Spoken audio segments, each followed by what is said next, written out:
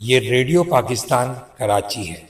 یقیناً کچھ لوگوں نے ریڈیو سے نشر ہونے والی یہ آواز گلیوں، کوچوں اور گھروں میں سنی ہوگی۔ آج ہم اپنے سفر کا آغاز تبت سینٹر ایم اے جناح روڈ سے کریں گے اور کراچی کی قدیم یادوں کو تازہ کریں گے۔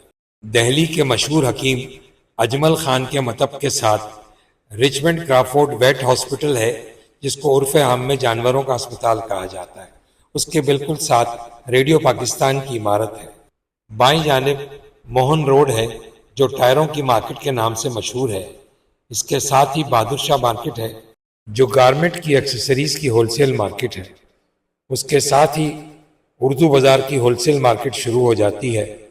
اگلی گلی اردو بازار سے ہوتے ہوئے صوبراج ہسپتال جاتی ہے، جس میں کراچی کی مشہور صابری نہاری کی ہوٹل بھی ہے۔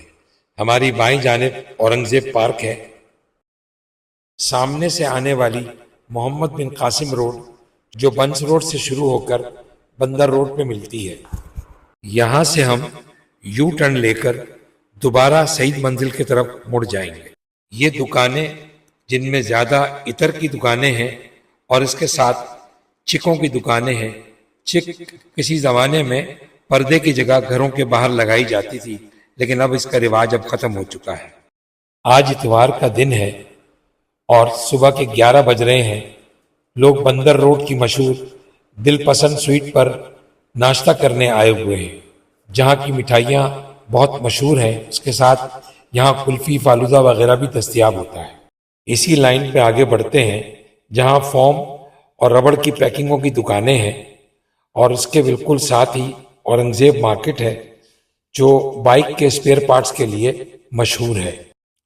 دوسری گلی بھی بائک کے اسپیئر پارٹس کی گلی ہے۔ ان قدیم عمارتوں کے ساتھ چلتے ہوئے ہم پہنچ گئے ہیں تھیوسفیکل ہال، جو کسی زمانے میں پارسی کمیونٹی کا کلچرل سینٹر تھا۔ اگلی مشہور عمارت نارائن جگن ناتھ ودیا، جن کو عام طور پہ این جے بی اسکول کے نام سے یاد کیا جاتا ہے، کراچی کی بڑی اسکولوں میں سے ایک اسکول تھی۔